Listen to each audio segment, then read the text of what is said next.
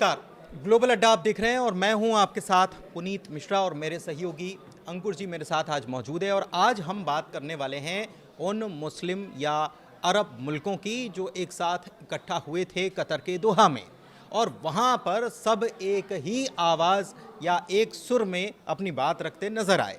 क्यों? क्योंकि इजराइल ने दोहा में अटैक किया और हमास के लीडर्स जो हैं उनको निशाना बनाया, लेकिन सब इस बात से बेहद नाराज़ हैं। ये इमरजेंसी समिट बुलाया गया था। अब यहाँ से क्या निकला है? दूसरी तरफ दिलचस्प बात यह है कि इजराइल में मार्को रूबियो पहुंचे हुए हैं और वहाँ पर उनकी तरफ से बयान निकलकर सामने आया है जो ये बताता है कि अमेरिका और इजराइल के रिश्ते कितने प्रगाढ़ हैं और कितने साथ में वो खड़े हुए हैं। और तीसरी तरफ यूएन की तरफ से ये मान लिया गया है कि इजराइल गजा में जो कर रहा है वो है जेनोसाइड, यानी कि नरसंहार। इन्हीं तीन मसलों पर आज हम बात करने वाले हैं। सबसे पहले दोहा की बात करते हैं। सर, दोहा में 57 मुल्क, 60 मेरे ख्याल से मुल्क इकट्ठा हुए, सब ने वही बात बोली कि इजराइल जो है अब दादागिरी पर उतारू हो गया है।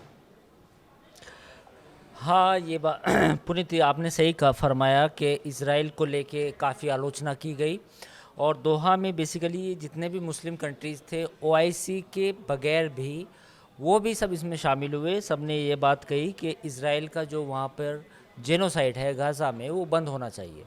लेकिन इस पूरे घटनाक्रम को अगर आप देखें तो यहाँ पर जितने भी मुस्लिम कंट्री थे उन्होंने आवाज़ उठाई गाज़ा के लिए, लेकिन दूसरी तरफ अमेरिका के विदेश मंत्री मार्को रूबियो का बयान आता है वो इसके बिल्कुल उलट है। यानी कि अगर आप वो बयान देखेंगे तो वो बिल्कुल हैरान कर देने वाला है कि वो मार्को रूबियो का बयान है या प्रेसिडेंट डोनाल्ड ट्रंप का है या अमेरिका की जो डीप स्टेट है उसकी थिंकिंग को दिखाता है। मार्को रूबियो ने कहा है उस बयान में कि गाज़ा को खाली करना होगा। ये उनका बयान बड़ी है। बात है ये। और अगर हमास कंट्रोल नहीं छोड़ता तो वो पूरा खाली करना होगा। ये एक बड़ी बात है। ऐसे वक्त में जब दोहा में तमाम जितने मुस्लिम मुल्क हैं उनके सरबराह जितने भी लीडर्स हैं वो सब इकट्ठा हुए थे, तो दूसरी तरफ अमेरिका के जो फॉरेन मिनिस्टर हैं उनका एक अजीबोगरीब बयान आया है, तो ये कहीं ना कहीं कॉन्ट्राडिक्शन दिखाता है। दूसरा एक मुद्दा बहस का ये भी चला है कि जब इजराइल ने दोहा पर अटैक किया तो एक मीडिया में रिपोर्ट आई कि डोनाल्ड ट्रंप ने ये कहा, सूत्रों के हवाले से खबर थी, सो कॉल्ड सूत्रों के हवाले से, कि मुझे पता था कि इजराइल करने वाला है। जब कतर ने इसका विरोध किया कि अमेरिका के हमने साथ दिया है उसके बावजूद हम पर अटैक होता है, तो फिर अगले दिन वाइट हाउस की तरफ से कहा गया कि डोनाल्ड ट्रंप को नहीं पता था। तो ये रवैया भी कहीं ना कहीं देखने में लायक है कि क्या डोनाल्ड ट्रंप को पहले पता था या नहीं पता था। दूसरी बात, दोहा में एक तरफ ये बातचीत हो रही है, दूसरी तरफ अमेरिका के विदेश मंत्री कह रही हैं कि गाज़ा को तो खाली करना पड़ेगा। अच्छा, एक दिलचस्प बात और है। नेतन्याहू से जब ये पूछा गया कि 57 मुल्क जो हैं वो इकट्ठा हो रहे हैं दोहा में, तो उन्होंने इसे नाम दिया इमेंस हिपोक्रेसी, और वो ये कह रहे हैं कि ये जो है ये इन मुल्कों की हिपोक्रेसी दिखाता है।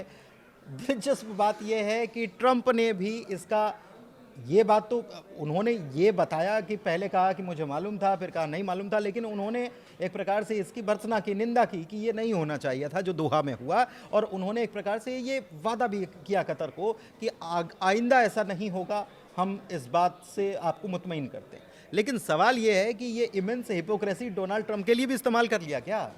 नहीं, उनका ये बयान तो खैर इनके लिए था। उन्होंने मैंने एक्स पे कहीं उनका एक बयान पढ़ा था जिसमें उन्होंने कहा था कि इजराइल के रिश्ते अमेरिका के साथ अच्छे हैं लेकिन कई बार कुछ काम हमें अकेले करने पड़ते हैं। ये उनका एक बयान है नेतन्याहू का जो उन्होंने इजरायली मीडिया को दिया है।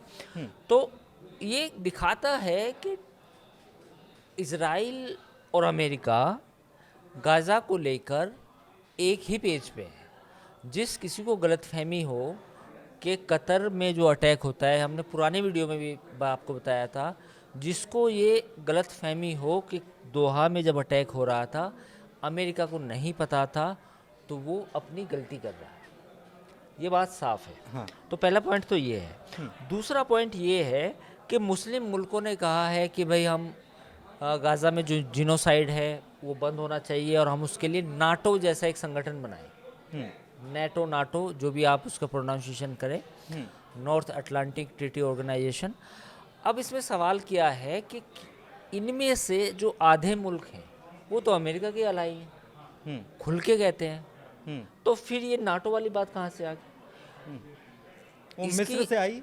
मिस्र से आई, लेकिन मिस्र भी तो वहाँ पे जो गवर्नमेंट है, अल-सीसी जो उनके प्रेसिडेंट है, वो भी अमेरिकन। सबसे पहले तो वही जाके झुके थे। मुझे हाँ। याद है कि जब ट्रंप अपना गाजा प्लान लेकर आए थे तो ट्रंप ने कहा था कि यहाँ के लोगों को क्या होगा, तो अल सीसी को बुलाया, उन्होंने कहा कि भाई थोड़े लोग आप रख लेना, तो वो मान भी गए, मिलने गए थे व्हाइट हाउस मान में। भी गए थे, उन्होंने कहा था कि हाँ हम कुछ इनको एग्जिट रूट दे देंगे। सवाल यही तो है कि देखिए समस्या क्या है, गाज़ा में जो भी बेगुनाह निर्दोष लोग मारे जा रहे हैं उनके लिए कोई भी सीरियस नहीं है।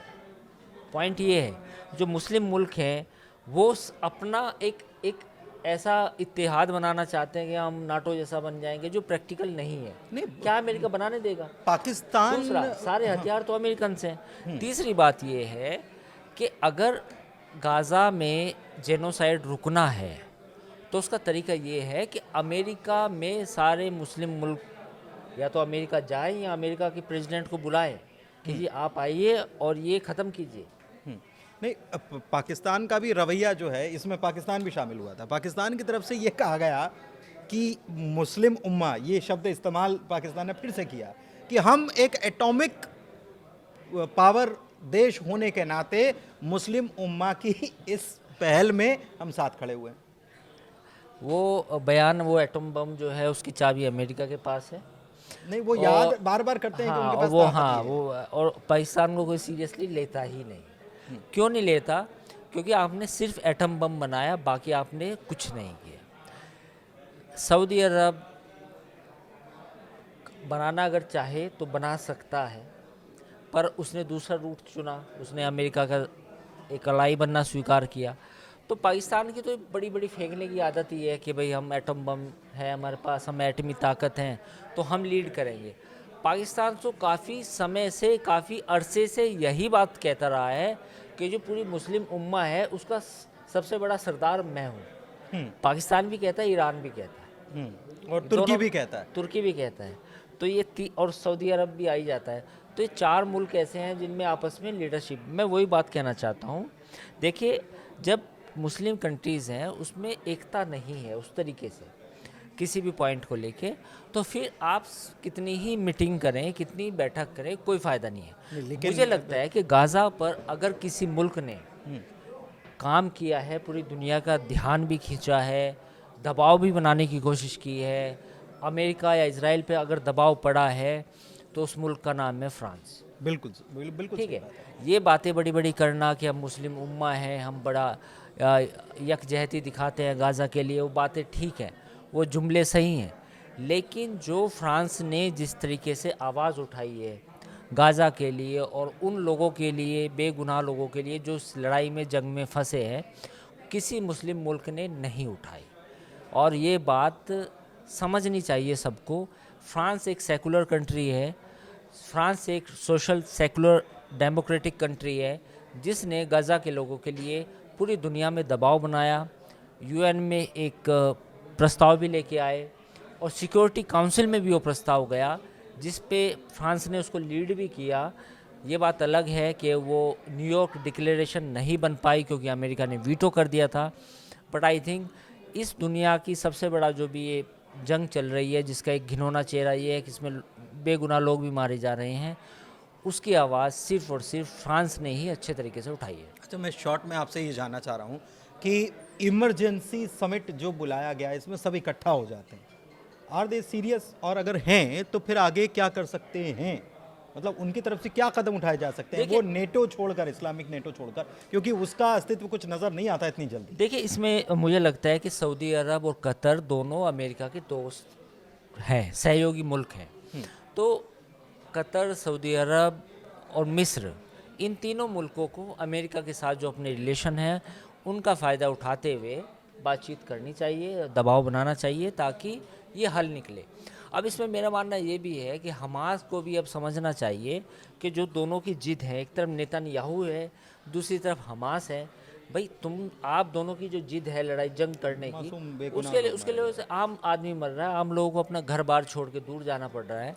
तो मुझे लगता है कि हमास को भी पीस के लिए वो जो बंधक हैं अगर वो छोड़ दे वो भी एक बड़ी बात होगी। और दूसरी तरफ इसराइल है, इसराइल को भी अब अपना ये रवैया ख़त्म करना चाहिए। 2 साल हो गए जंग के हालात हैं, तो जंग ख़त्म होनी चाहिए। ये 57 मुल्क जो इकट्ठा हुए हैं, ये इजराइल के ऊपर डायरेक्ट प्रेशर ना क्रिएट करते हुए अमेरिका के ऊपर क्या प्रेशर क्रिएट कर सकते हैं? नहीं, क्योंकि मुझे मुश्किल लगता है। नहीं, ये एनर्जी सोर्स है ना, ये मुस्लिम मुल्क का एनर्जी नहीं, सोर्स है। नहीं। और ये थ्रू ट्रेड क्या अमेरिका के ऊपर एक प्रेशर क्रिएट करके और इजराइल को काबू में कर पाएंगे? नहीं, ऐसा नहीं है।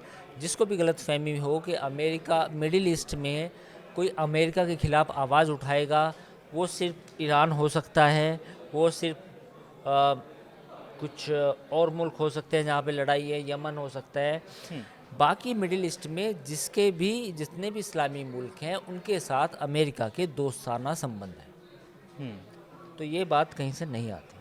ठीक है, तो कुल मिलाकर हमने आज इस पर डिस्कशन किया है कि इतने मुल्क मुस्लिम मुल्क इकट्ठा हुए दोहा में, दोहा के ऊपर जो अटैक हुआ इजराइल का, इजराइल ने कह दिया कि जहां होंगे हमारे दुश्मन हम घुसकर मारेंगे, और हम इस बात पर बिल्कुल तय हमने करके रखा है। तो इस बात में कोई दो राय की बात है ही नहीं, और मुस्लिम मुल्क इसी से नाराज़ हैं, अब अरब वर्ल्ड भी इससे नाराज़ चल रहा है। आगे क्या हो सकता है इसकी हमने चर्चा की। फिलहाल इस चर्चा को यहीं समाप्त करते हैं। कैसा लगा डिस्कशन ज़रूर बताइएगा।